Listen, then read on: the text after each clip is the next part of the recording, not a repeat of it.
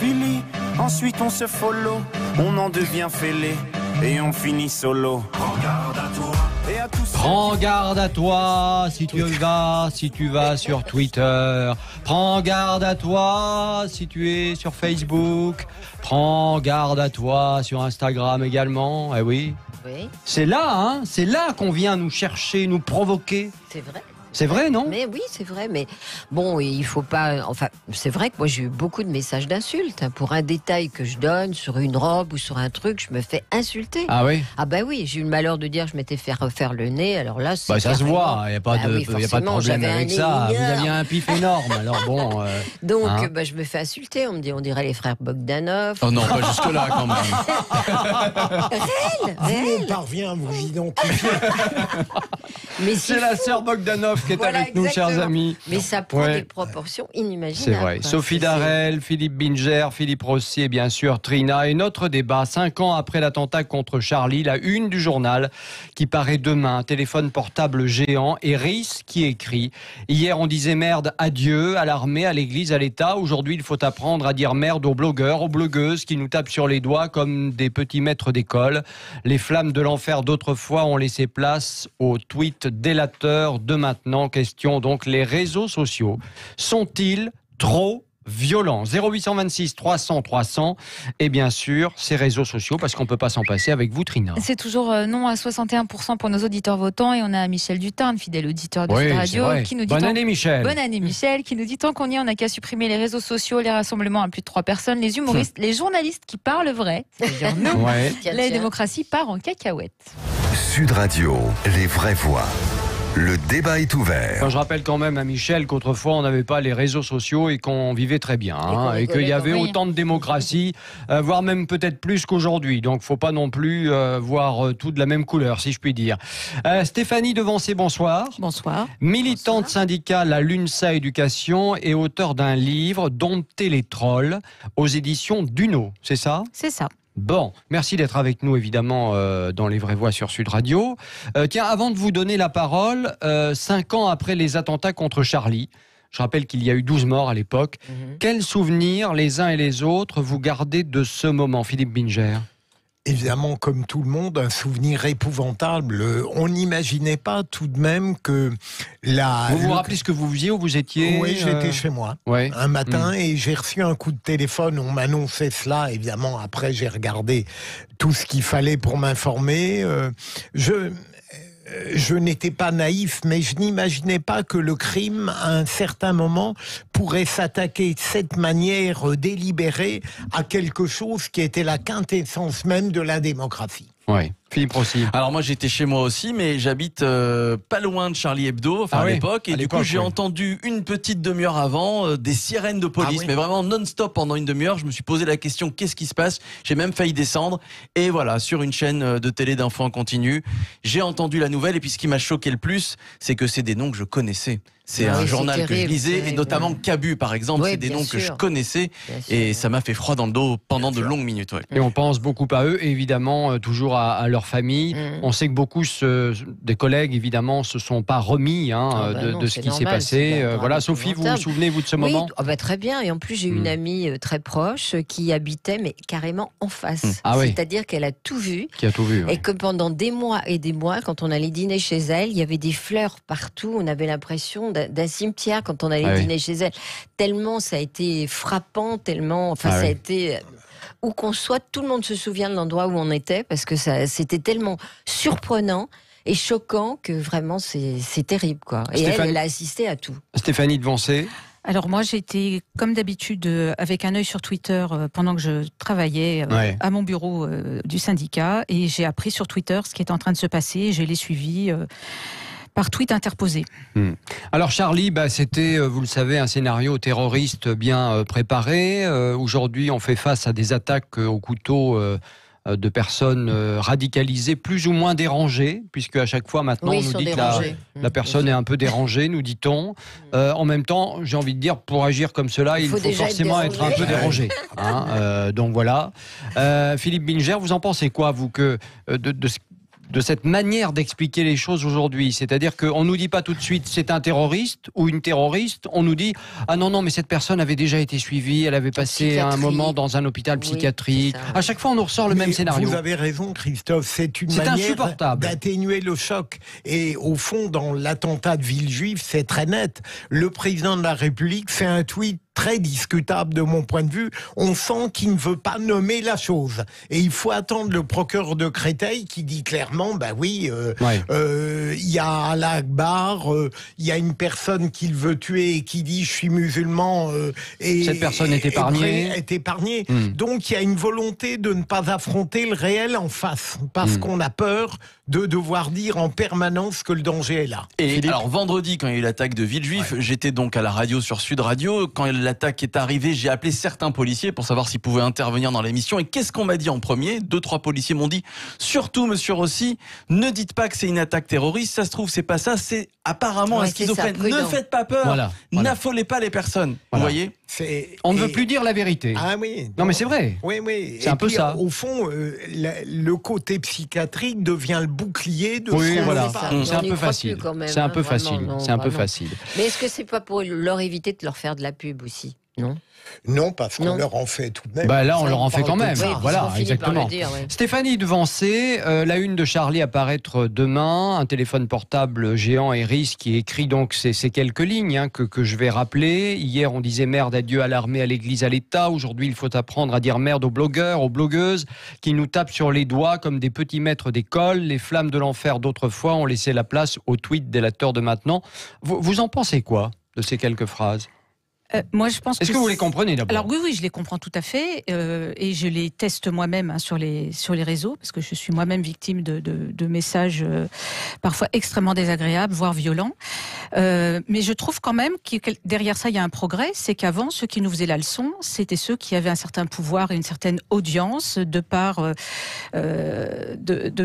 leur origine sociale, de par leur position sociale, et que maintenant, je trouve que quelque part, c'est réjouissant, même si c'est compliqué, même si ça peut être très violent, que tout un chacun, enfin pas tout à fait tout un chacun, parce qu'on oublie aussi que ceux qui ne maîtrisent pas suffisamment la langue écrite n'ont pas forcément accès à...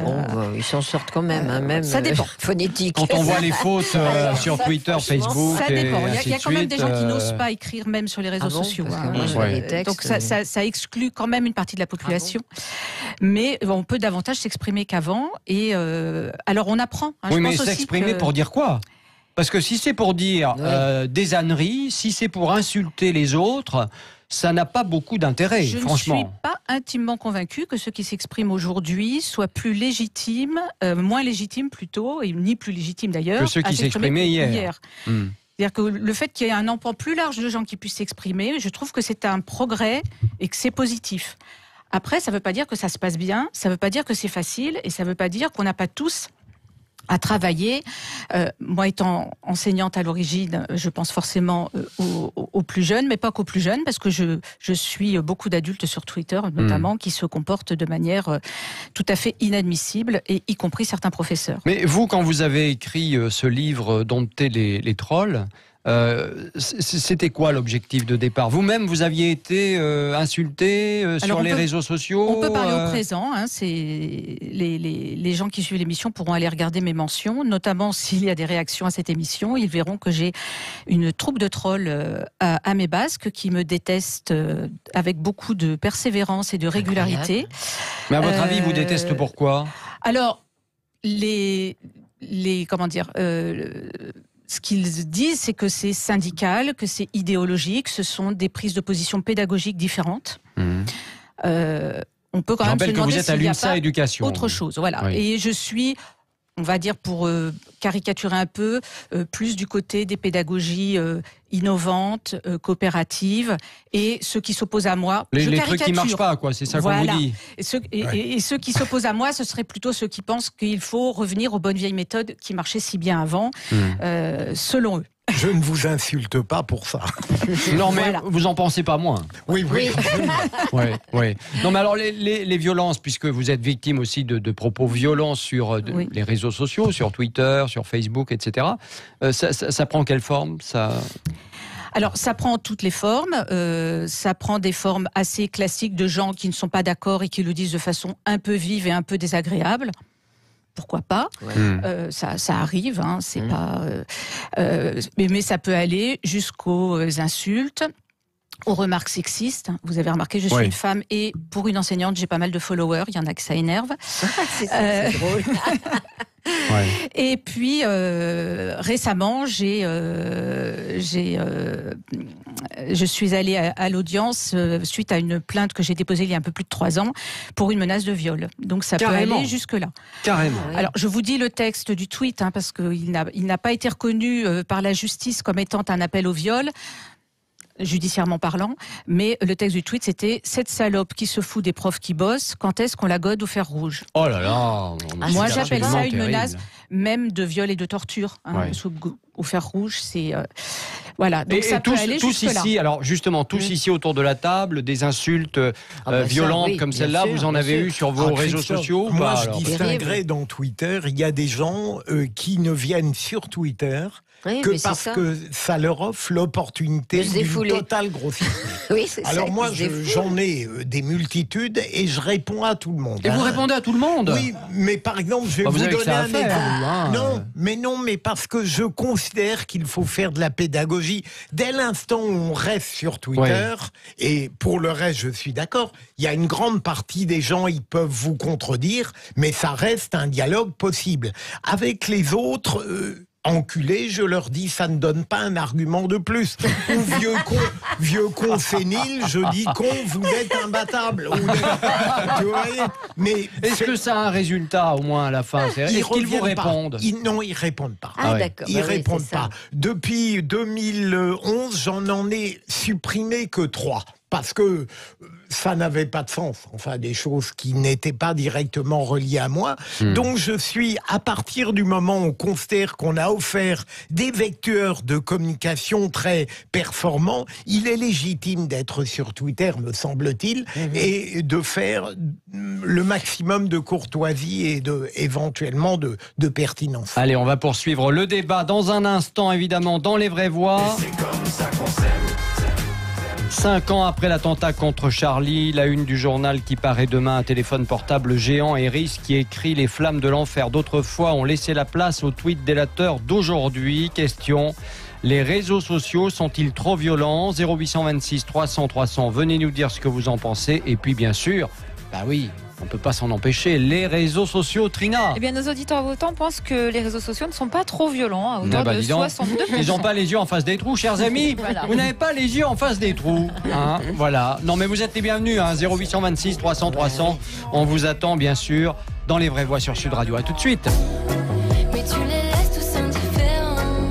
Vous aimez bien, Philippe? Ah oui. Elle est mignonne en plus. Angèle. On adore. Elle est mignonne.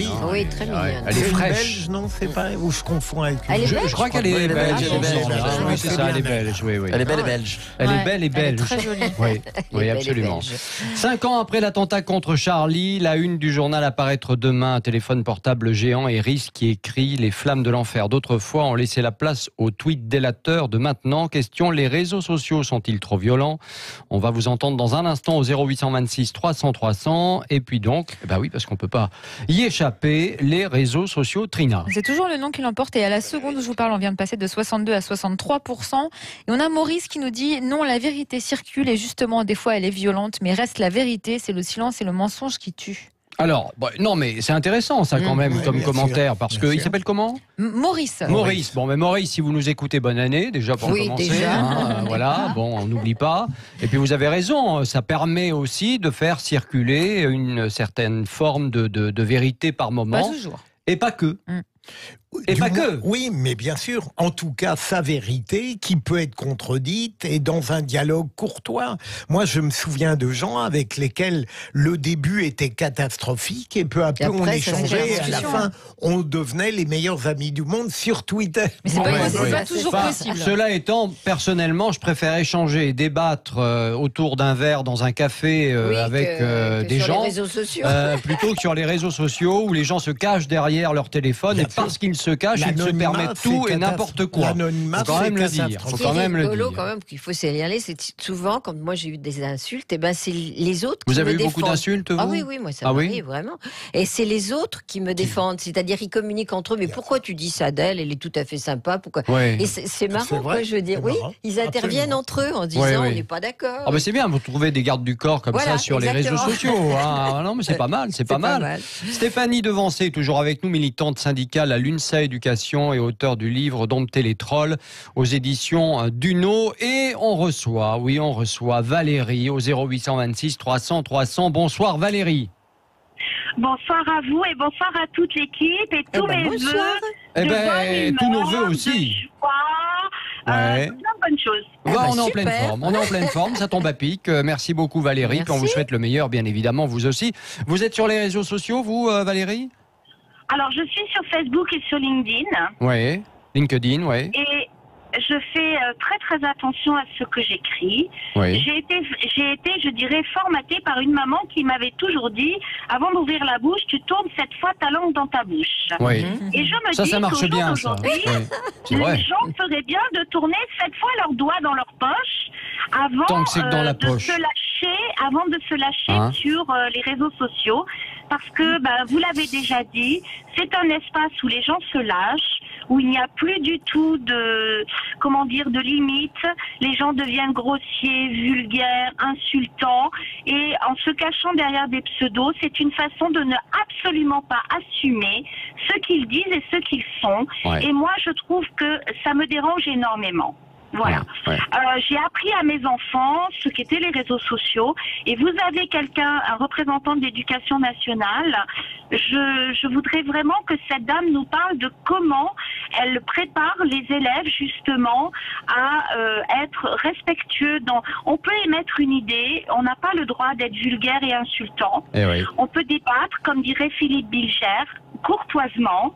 Et surtout, à partir du moment où on émet une idée et qu'on est sur les réseaux sociaux, il faut savoir assumer ce que l'on dit.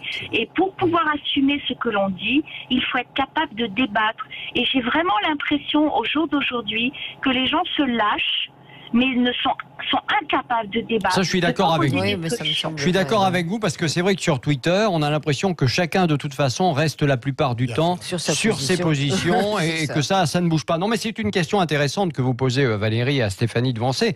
Qu'est-ce que l'on peut faire pour que, dès le plus jeune âge, eh bien, les enfants, les ados soient éduqués pour que ça ne parte pas en vrille. Et malheureusement, j'ai envie de dire, ça part souvent en vrille. Oui, Valérie a tout à fait raison. Alors par contre, avant de parler des enfants, je rappelle que beaucoup d'adultes qui sont censés être posés, raisonnables, sérieux, y compris des journalistes, y compris des enseignants, y compris des médecins, etc., sur les réseaux sociaux, se comportent d'une manière quand même tout à fait déplorable. Vous, la plainte dont vous parliez tout à l'heure en justice que vous avez eue, c'est un enseignant qui avait fait ses propos, qui avait tenu ses propos. Alors après, pour les enfants, moi je suis tout à fait d'accord, il faut apprendre à débattre. Il faut apprendre à débattre, et ça peut démarrer dès le début de la maternelle, avec ce qu'on appelle notamment les débats à visée philosophique et démocratique, mais ça peut prendre tout un tas de... En maternelle, ça paraît un peu lourdin. Ça peut démarrer à partir de la grande section sans aucun problème. 5 ans, il y a des...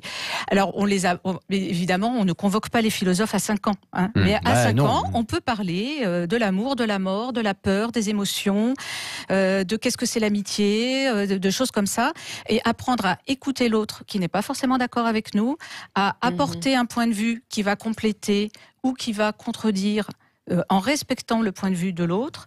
Le président de séance, qui est un enfant dans ce genre de dispositif, distribue la parole pour que chacun ait la parole à son tour. Un autre est chargé de synthétiser les propos. Mais ça se fait beaucoup dans les écoles. Ça se fait beaucoup trop peu. Ah voilà. Ça se fait beaucoup trop peu. Bien, je trouve. C'est ça le problème. En France, on a quand même l'idée que la philosophie est réservée pour les élèves de terminale et uniquement avec les grands auteurs. Or, apprendre à penser et à débattre. Alors là, je parle des débats à visée philosophique, mais ça peut prendre d'autres. On pourrait aussi. Non, mais c'est surtout comment on fait pour qu'un gamin, même s'il a été bien élevé par ses parents, même si il a reçu des cours comme ceux que vous énoncez là maintenant, comment on fait pour que le gamin ne devienne pas un ultra violent à 12 ans sur sur Twitter ou sur Facebook. Mais Christophe, moi, comment on fait? C'est tout à fait intéressant. Je crois que le problème n'est pas d'apprendre à débattre, même jeune, c'est d'apprendre le français. Je veux dire parce que très souvent, il n'y a pas de débat parce que on peut, même en admettant qu'il y a une richesse, une vigueur de la pensée, il y a une pauvreté absolue du langage qui fait surgir la violence. C'est parce que très souvent on n'a pas la possibilité d'une forme courtoise qu'on tombe dans un extrémisme de la violence et de la grossièreté. Oui. C'est ça qu'il faut apprendre. On parlait de Rhys et de Charlie il y a quelques minutes. Est-ce que, selon vous, le terrorisme, quel qu'il soit, intellectuel par exemple, le terrorisme commence sur Twitter et Facebook aujourd'hui? Oui, mais alors c'est une autre forme de terrorisme. Oui, mais moi je regrette Rhys, j'aime beaucoup ce qu'il dit. Mais déjà, lorsque cet homme intelligent dit qu'il faut dire en gros merde à tout, ça me paraît déjà le début d'une étrange violence. C'est pas faux. On n'a pas à dire merde à tout dans la vie. Et donc après. Non, mais ce qu'il veut dire en quelque sorte, c'est qu'aujourd'hui on écrit un article par exemple dans un journal et on se prend une volée de bois vert sur Twitter qui est plus ou moins valable, on va dire, avec des mots qui peuvent être extrêmement tranchants. Enfin bon, c'est quand même très dur.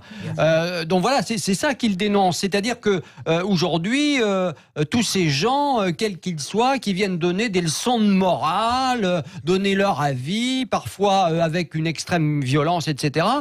C'est vrai que avant les réseaux sociaux, on n'avait pas les choses de cette manière-là. C'est la rançon de quelque chose qui est formidable, Christophe. On ne peut pas vouloir vanter la liberté d'expression et se servir de tous les moyens qu'elle donne aujourd'hui sans penser qu'il y a parfois une rançon à payer. Non mais regardez tous ces gens qui déjà à l'époque, il y a 5 ans, et qui peuvent le faire encore aujourd'hui et le font peut-être, et qui vont dire moi je suis pas Charlie parce que Charlie ceci, parce que Charlie cela, etc., etc. On se dit mais t'es qui toi là pour venir nous donner ton avis sur Twitter et Facebook et venir le partager avec moi? Moi j'ai pas envie, ça m'intéresse pas. Si on s'assume dans sa subjectivité et la liberté, on a tout à fait le droit d'expliquer pourquoi on n'est pas Charlie. C'est surtout que tout le monde a toujours donné son avis, il y a toujours eu des donneurs de leçons, sauf qu'avant, il y a 20 ans quand il n'y avait pas les réseaux sociaux, ils le faisaient au bureau, ils le faisaient dans les bars, ils le faisaient dans les réunions de famille, ils le faisaient dans les fêtes, ils donnent toujours leur avis, ils font autant la morale, sauf que là c'est public parce qu'ils sont sur des comptes Twitter, Instagram ou encore Facebook. Stéphanie Devancé, que prévoit la loi pour lutter contre ces anonymes qui insultent sur les réseaux sociaux par exemple? Moi, je trouve que qu'est-ce qu'on peut faire la loi, pour ce que j'en connais, je ne suis pas juriste, a prévu tous ces cas-là. Ils sont valables aussi bien sur les réseaux sociaux que dans la vraie vie. Je suis d'ailleurs assez effarée par le projet de loi Avia qui va aboutir... à mon sens, vu ce qui se profile, à une censure qui va être faite par les réseaux sociaux, justement, pour éviter d'avoir des problèmes. Vous pensez que c'est une erreur, ça, ce garde-fou supplémentaire? Oui, parce qu'en fait, on va se retrouver avec Twitter, Facebook, Instagram, qui va décider qui va couper la parole à tous ceux qui disent un mot de travers, sachant qu'on peut dire des mots forts sans être dans l'insulte et sans être dans la violence. Alors que c'est au juge de faire son travail et que les lois existent. L'insulte est interdite, la diffamation est interdite, la menace est interdite. Et qu'elle soit sur les réseaux ou dans la vraie vie, la justice devrait fonctionner. Moi, dans mon affaire, là où je suis extrêmement choquée, c'est que la justice n'ait pas reconnu que ce texte que je vous ai dit tout à l'heure soit un appel au viol. J'ai dû aller au tribunal pour une question de diffamation, et comme c'était pas tout à fait de la diffamation, eh bien l'auteur du tweet a été relaxé. Là, on est dans la toute-puissance et dans l'impunité, et moi je le ressens comme un déni de justice. Est-ce que des gens viennent vous dire justement à travers les réseaux sociaux, ça sert aussi à ça, moi il m'est arrivé quelque chose d'équivalent, c'est très dur. Non, ça peut quand même aller très loin, il faut le dire. On va bientôt terminer ce débat, mais ça peut aller très loin. Il y a des gens même qui vont jusqu'à se suicider parce qu'il y a eu de la délation sur des réseaux sociaux. Il y a des cas très graves. Non, mais c'est vrai, il y a des cas très graves. Scolaire passe le aussi par harcèlement Facebook, scolaire, etc. Donc c'est quand même terrible. Je suis régulièrement confrontée à des collègues enseignants qui sont victimes de raids numériques parce qu'ils partagent partage des séquences qu'ils font avec leurs élèves qui n'ont pas l'heure de plaire à certains autres. Et je fais du soutien en message privé, la plupart du temps, soit par le biais de mes fonctions syndicales, soit parce qu'ils ont lu ou entendu parler de mon livre, ou qu'ils sont allés sur le blog associé, et qu'ils savent que j'ai une expérience de ces problématiques. Et effectivement, la première chose à faire, c'est de les écouter, de leur dire ce n'est pas de ta faute, même si tu as écrit de maladresse, même si tu as écrit quelque chose de désagréable, ça ne justifie pas de recevoir des centaines de tweets insultants comme ça. Et souvent, il y a quand même une phase où la personne a l'air très, très mal et très déprimée, et je l'ai vécu moi-même. Et c'est vrai qu'il faut s'entraider. Quand on a vécu des moments comme ça et qu'on voit quelqu'un d'autre qui est en prise avec ce genre de problème, il faut s'entraider. Un message privé, on évite de le faire en public parce que ça peut rajouter à la polémique et à la mauvaise ambiance. Mais on peut se soutenir, et les réseaux sociaux, si les gens y sont et y restent, c'est aussi parce qu'il s'y passe des choses formidables. Je voulais quand même qu'on le dise. Il n'y a pas que de la violence sur les réseaux sociaux. Il y a vraiment plein de messages très gentils, et c'est vrai que la majorité ne sont pas des messages d'insultes. Moi, j'ai vraiment des messages formidables. Oui. Ah oui, vraiment. Du style I want you, I love you, I need you. Non, mais j'ai des gens vraiment, qui m'écrivent des choses très touchantes, très gentilles. Donc c'est pas la majorité. Bah écoutez, moi j'y suis plus. Comme ça au moins. Et comme ça, je m'en porte pas plus mal, parce qu'au bout d'un moment, et je le revendique et j'en suis fier, voilà, il y a un moment où on n'a plus envie de passer son temps à lire toutes ces bêtises. Et je suis poli, bien évidemment. Non, mais la plupart, c'est que ça. Moi, ce que j'aime beaucoup, c'est la contradiction des idées. Vous voyez, moi, je le fais là avec vous tous les jours. C'est vrai. Non, mais on rajoute. J'ai cette chance, c'est vrai. Allez, la fin de notre débat. Merci beaucoup. Merci beaucoup Stéphanie Devancé d'être venue nous voir dans Les Vraies Voix sur Sud Radio. 5 ans après l'attentat contre Charlie, la une du journal à paraître demain. Un téléphone portable géant, Eris, qui écrit « Les flammes de l'enfer d'autrefois ont laissé la place aux tweets délateurs de maintenant ». Question, les réseaux sociaux sont-ils trop violents? On vous a entendu. Résultat sur les réseaux sociaux. Trina. Eh bien, sans surprise, c'est le non qui l'emporte à 64%. Allez, dans un instant, Les Vraies Voix politiques sur Sud Radio. Et on va parler de Donald Trump. Oui, Donald Trump qui continue de défier l'Iran. À tout de suite.